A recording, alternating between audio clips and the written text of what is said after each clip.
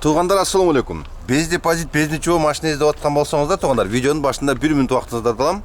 Могул телефон номерлерди скриншот этип сохранить этип аласыңар. Таксопарк Снежоктун дагы бир паркы мынакей туғандар. Москва Ситинин почти жанына эле көчүп келди. Эгерде Москвадан көп алыс эмес жерден машина издеп аткан болсоңуздар, пожалуйста, келе бересиңер. Экономдор 1800дөн, комфорттор 2500ден, комфорт плюстар 3000ден, жактар 3300дөн, Camry, Капиаттар 3300дөн экен туғандар. Айта кеткендей эле, бул паркта без депозит, без ничего туғандар. Кошумчалай кетчүнөсү ар бир машинеге 100 рубльдан бул жерде каскасы бар. Таксопарктан машина алсаңыздар сөзсүз түрдө ушул паркта иштешиңер туура келет туғандар. Телефон номерин, адресин видеонун астына жазып коем, келе бересиңер туғандар. Машиналар бүт бардыгы жаңы келген, мынакей карагылачы, ичин бир көрсөтө кетейин. Мондай сонун азыркы билбейм, китайский машиналардын көп деле маркалары деле жакшы тилиң деле келбейт экен, но ичи өтө комфортно карагыла. Копшадай болгон мондай тряпочный салондору, пробегтери монуку 15 000 экен туганда. 15 000.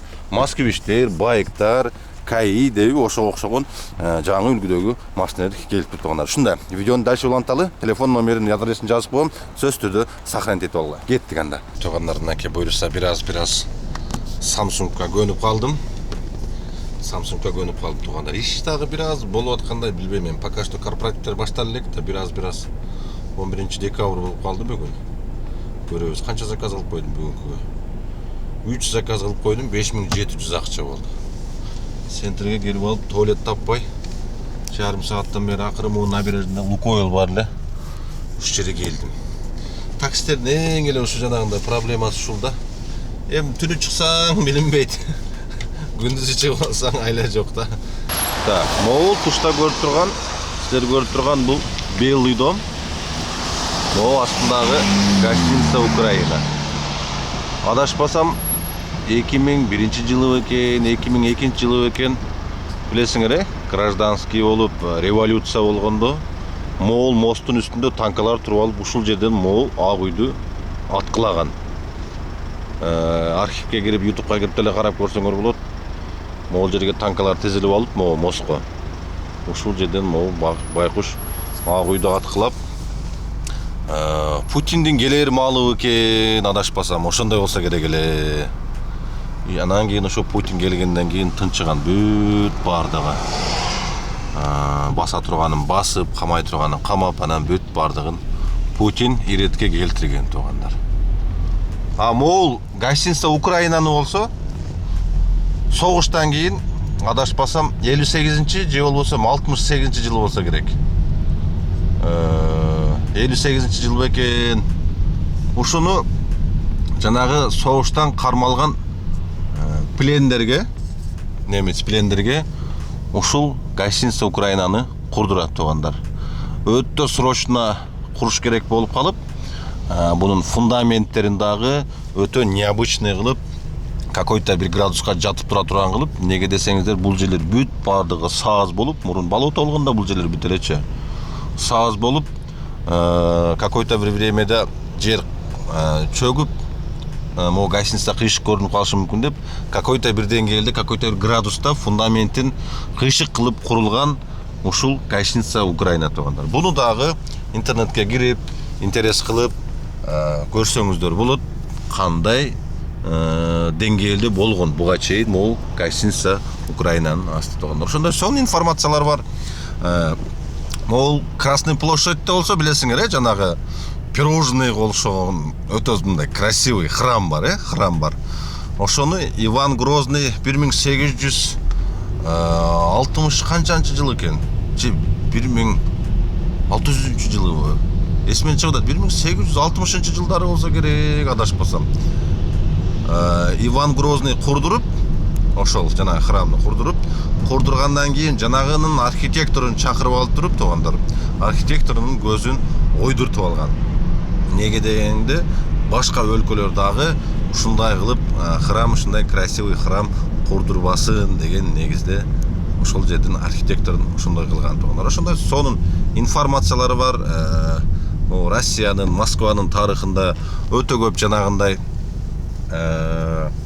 жакшы маалыматтар бар. Дымзавод дейт.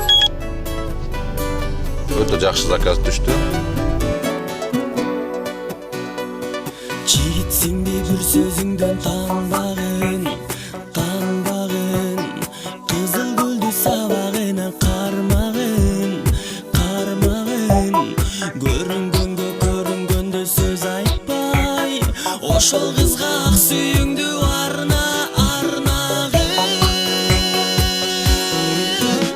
аралама топ кыздарды, кыздын баркы кетпейби.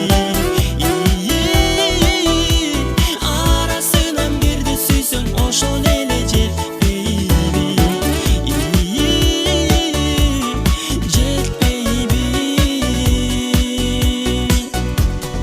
Асманда айда сулуу, күн да сулуу, ар бир адам өз-өзүнө айдай сулуу.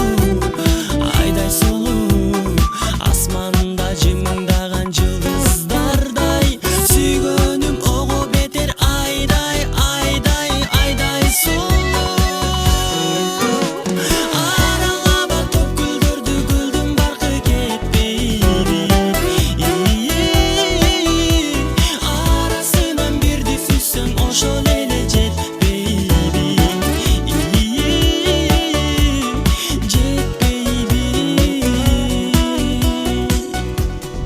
Короче, мен бул келген заведенияны дым завод деп коет. Бүт жанагындай клуб, кымбат ресторандар, крутой. Бүт крутой аттоонун баардыгы ушул жака келет. Основном молодежь. Бүт ушул жака келип эс алышат. Территория платный, шлагбаумдан кирсе 400 рубль акча төлөйт. Эгерде клиенттер кир деген болсо, акчасын беришет парковканын. Эгерде бул жакта эле калабыз десе, шлагбаумдан эле таштап кете беребиз. Иш жагы монда жасап коюптур. Кафешкалар, мынакей. Кофейня, ресторан, клуб. Бүгүн эми будний күн болгон үчүн бир аз адам аз, а так выходной күндөрү бул жакта вообще адам батпай калат. Машина батпай калат. Ал жерге барып туруп, мага 400 рубль которуп койду. Ал жерден терминалдан акчасын төлөйбүз дагы. Анан кийин дальше чыгып кетебиз. Жанагы карагыла дагы бир жакшы заказ түшүп калды.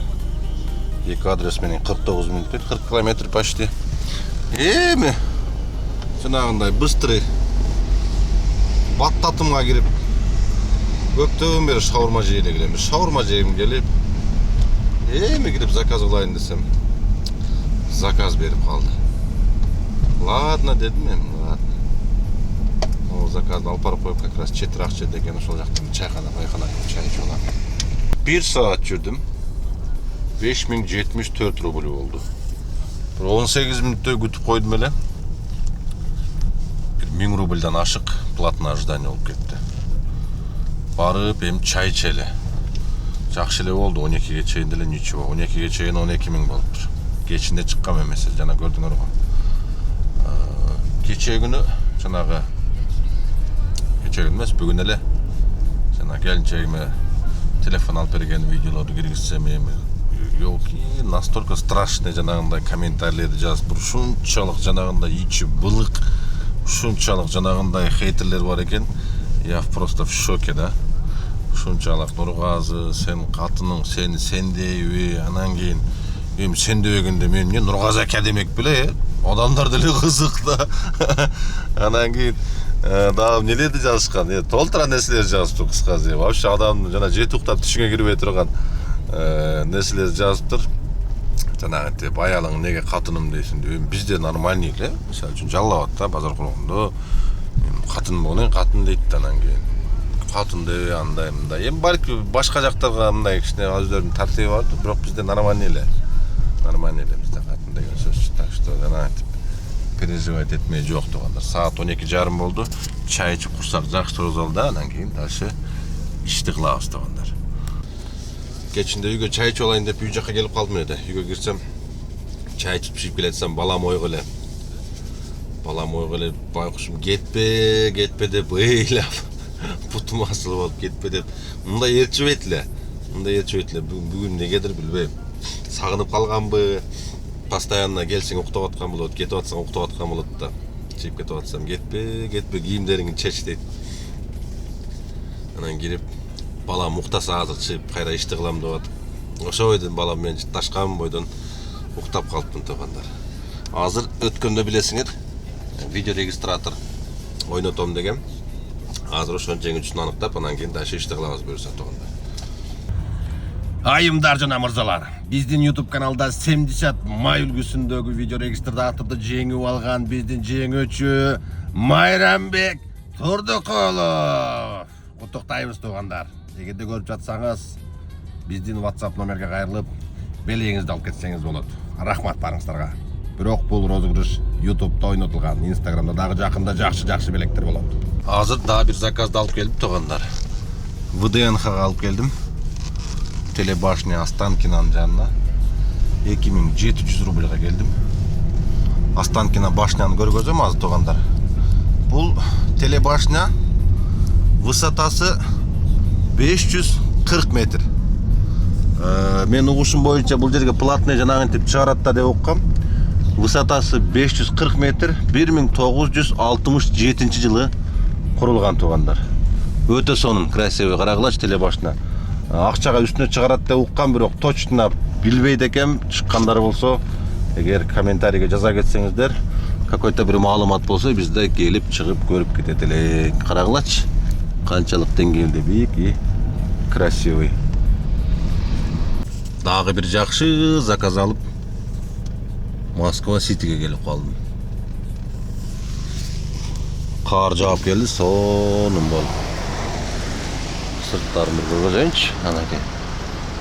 Красотища, да?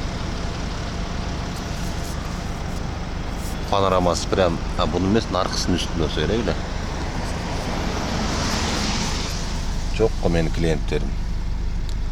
Дагы бир каратыш алдым, бирок жарым саатты көргөздөт набережныйга.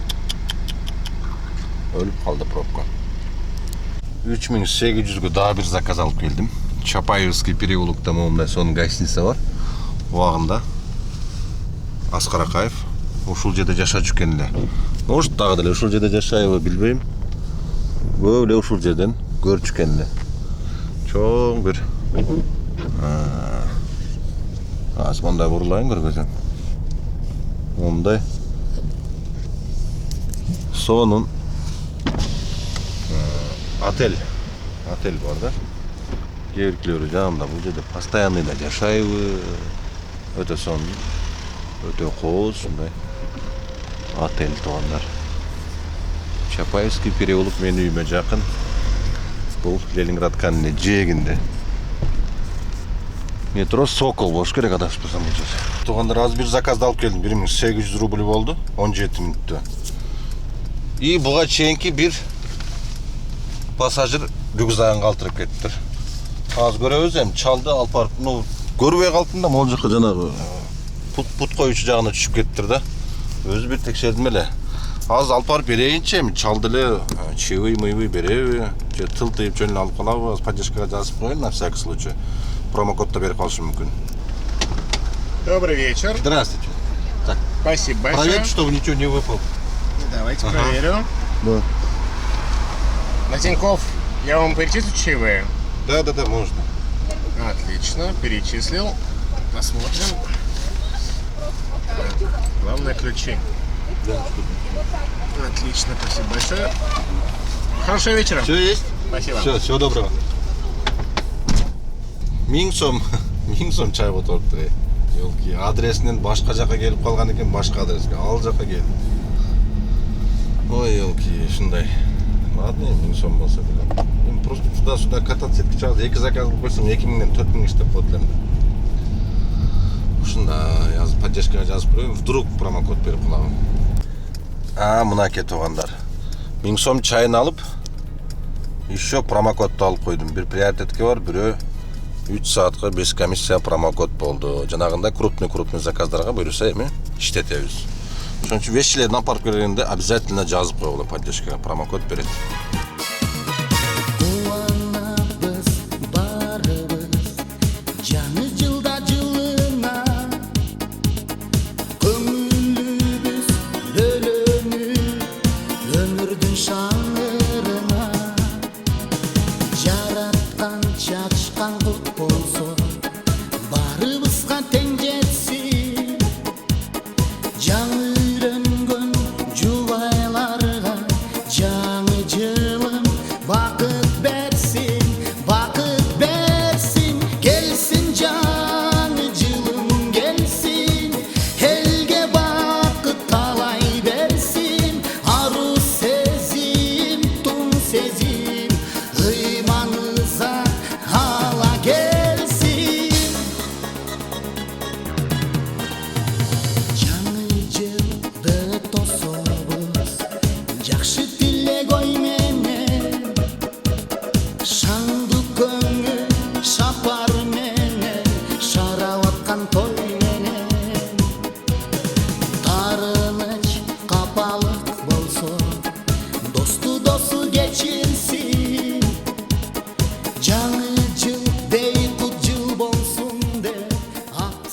Үйгө жетип келип калдым туугандар.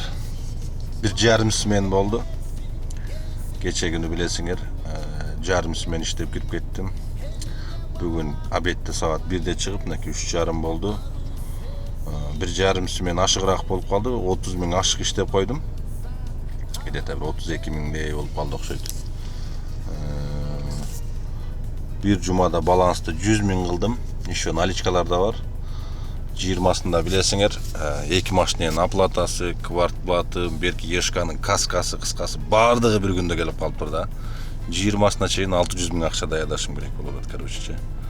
Вечера машинени дагычы богу чип кетти. Вечерага боорум ачып кетти, ачып вечера байкуш эме сыртын көрсөңөр эми эсиңер ой.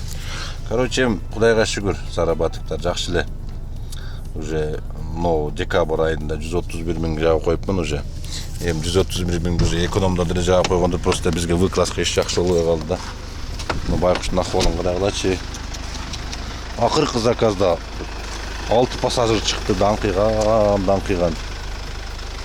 Ушу Москвада бир штук яма болсо ошого түшүп, баллонумга жарылбады, бирок жаман катуу түштүм да, арканкы баллон тийди ушу. Даңк эле. Ушундай туугандар. Так что жаңылыктар бүт нарк белгилерди айтып дедим. Эмки видеодо көрүшкөнчө туугандар. Видео регистратордо бар, туганымдагы жеңүүчүсүн таптык, көрдүңөр туугандар. Так что эмки видеодо көрүшкөнчө туугандар. Ийгилик барыңыздарга.